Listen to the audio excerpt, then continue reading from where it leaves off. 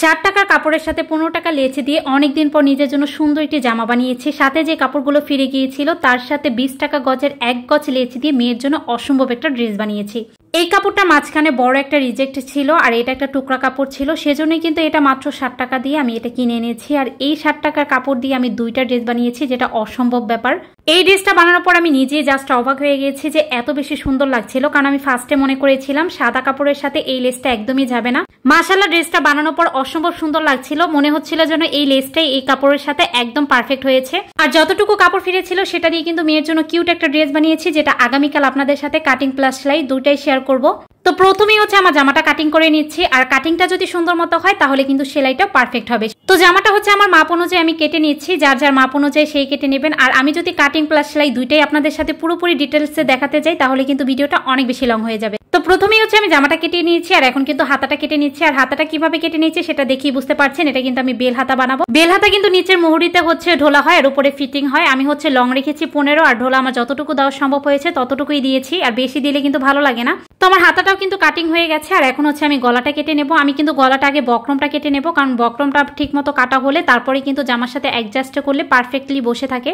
তো গলাটা আমি পাশে রেখেছি 3 আর নিচে রেখেছি 3.5, সেই অনুযায়ী কিন্তু আমি কেটে নিচ্ছি। আর এই গলাটা একটু চ্যাপটা হয়ে থাকে, আর চ্যাপটা গলা কিন্তু গলায় বসে থাকে, খুব বেশি ভালো লাগে। তো গলাটা ডিজাইন দেখেই বোঝা যাচ্ছে যে আমি কি গলা কেটে নিচ্ছি, দেখেই বুঝে নিতে হবে। আর এখন কিন্তু আমি পেছনে গলাটা কেটে নেব। পেছনে গলাটা কিন্তু আমি সামনে 3 আর পেছনে কিন্তু 3ই রেখেছি, এই অনুযায়ী হচ্ছে পেছনে গলাটাই কেটে নেব, কারণ পেছনে গলাটা একটু ওঠানো হবে, আর এটাই কিন্তু আমার কাছে সবসময় ভালো লাগে। তো আমার ড্রেস কাটিং কিন্তু একদম কমপ্লিট। এখন হচ্ছে বক্রমের সাথে একটা কাপড় দিয়ে তারপর কিন্তু এভাবে সিলিয়ে নিয়েছি, আর এভাবে সেলানো হয়ে গেলে আমি পেছনেরটাও কিন্তু একই সেম ভাবে সিলিয়ে নিলাম। কাপড় দিয়ে বক্রমের গলাটা সেলানো হয়ে গেছে, এখন জাস্ট হচ্ছে যে আমি জামার সাথে অ্যাডজাস্ট করে নেব। এভাবে হচ্ছে এটা টুইকেন কেটে চিহ্ন দিয়ে নেবেন, তাহলে কিন্তু একদম পারফেক্ট ভাবে আপনি সেলাই করতে পারবেন। আর এখন হচ্ছে আমি বরাবরই মাঝে একটা সেলাই দিয়ে নিয়েছি, আর এখন হচ্ছে গলা অনুযায়ী শুধুমাত্র সেলাই দিলেই হয়ে যাবে। আমি কিন্তু একটা কাজ বিভিন্ন রকমের করে থাকি, যেমন হচ্ছে আগে জামার গলাটা কাটিং করে তারপর কিন্তু বক্রমটা কাটিং করতাম, আর এখন হচ্ছে আমি বক্রমটা কাটিং করে তারপর কিন্তু জামার উপরে বসিয়ে তারপর হচ্ছে সেলাই দিয়ে কাটিং করি। আমার কিন্তু দুইভাবেই ভালো লাগে, তবে যারা নতুন আছেন তারা কিন্তু এভাবে সেলাই করে নেবেন, তাহলে দেখবেন আপনাদের আর সমস্যা হবে না।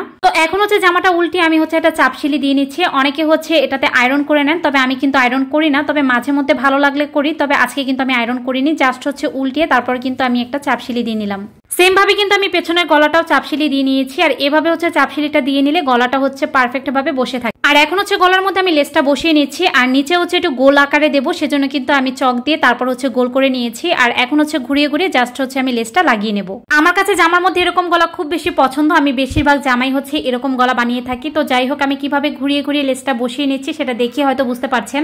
এই গলাটা আপনাদের কাছে অনেক কঠিন মনে হতে পারে, তবে কিন্তু একবার বানালে আপনারা বুঝতে পারবেন গলাটা দেওয়া কিন্তু একদমই ইজি। আর আমি এই জামাটা কিন্তু 2 দিনে বানিয়েছি, মানে আজকে অর্ধেকটা বানিয়েছি আর আগামী দিন হচ্ছে অর্ধেকটা বানিয়ে নিয়েছি। আমি সবসময় লং জামা ব্যবহার করি, তবে আজকে এই জামাটা কিন্তু একদমই শর্ট হয়ে গেছে, মানে একদম শর্ট না, মানে ঠিক আছে, তারপর আমি একটু লং পরে থাকি, কারণ এটা কিন্তু দেখতেই পাচ্ছেন সোজা স্টেপ ছিল, আর সোজা স্টেপ অনুযায়ী কিন্তু এটাকে কেটে নিতে হবে, সেই অনুযায়ী কিন্তু কেটে নিয়েছিলাম। আর যদি আমি এটাকে পাশে স্টেপ দিতাম তাহলে কিন্তু দেখা যেত জামাটা লং হতো, তবে এই জড়ি স্টেপটা যদি আপনি পাশ অনুযায়ী দেন তাহলে কিন্তু একদমই ভালো লাগবে না। যাই হোক, হাতাটা উপরে জোড়া ছিল, আমি কিন্তু একটা লেচে বসিয়ে নিয়েছি, আর কিভাবে বসিয়ে নিয়েছি সেটা দেখে হয়তো বুঝতে পারছেন। আর তারপর কিন্তু আমি লেচের মাঝে মাঝে কেটে নিয়েছি, সেটাও হয়তো দেখেছেন। তো তারপর আমি এটাকে দুই পাশে কিন্তু এভাবে ঘুরিয়ে ঘুরিয়ে ঢেউ অনুযায়ী কিন্তু আমি এই লেসটা বসিয়ে নিয়েছি। এতে করে আপনার হাতায় যে জোড়া পড়েছে বা আপনার লেজও কিন্তু বেশি লাগবে না। এতটুকু লেজ দিয়ে আপনি দুই পাশ যদি কভার করতে পারেন তাহলে আর কি লাগে। আমার কাছে কিন্তু এই ডিজাইনটা খুব বেশি ভালো লেগেছে, কারণ এই জামাটা বানাতে আমি লেজ নিয়েছিলাম 3 গজ। যদি আমি দুই পাশে দিতে যেতাম হাতা তাহলে কিন্তু আমার 4 গজের মতো লাগতো, আর আমার লেজটাও কিন্তু একদম পারফেক্ট ভাবে হয়েছে, একটু লেজও কিন্তু ফেরেনি।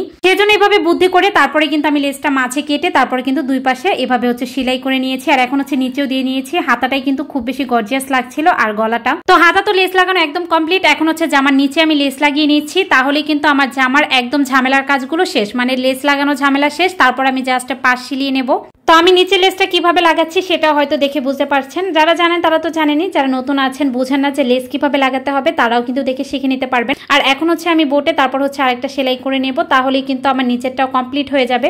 এই জামাটা বানাতে আমার টোটাল খরচ পড়েছে মাত্র 100 টাকা। 100 টাকায় যদি এত সুন্দর একটি ড্রেস বানিয়ে নেওয়া যায়, মানে এত সুন্দর একটা জামা আপনি বানিয়ে নিতে পারেন, তাহলে আর কি লাগে। তো এই তো আমার ড্রেসটার ফাইনাল লুক দেখতে পাচ্ছেন, হাতাটা কত বেশি কিউট লাগছিল। এই জামাটার সবচেয়ে মোস্ট যে জিনিসটা ভালো লেগেছে সেটা হচ্ছে 1 নম্বরে হাতা, তারপর কিন্তু গলাটা গলাটাও বেশ সুন্দর ছিল।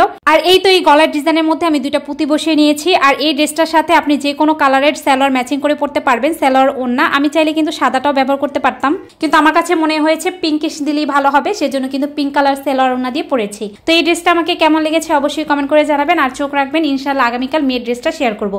আজ এখানে বিদায় নিচ্ছি, সবাই ভালো থাকবেন, আল্লাহ হাফেজ।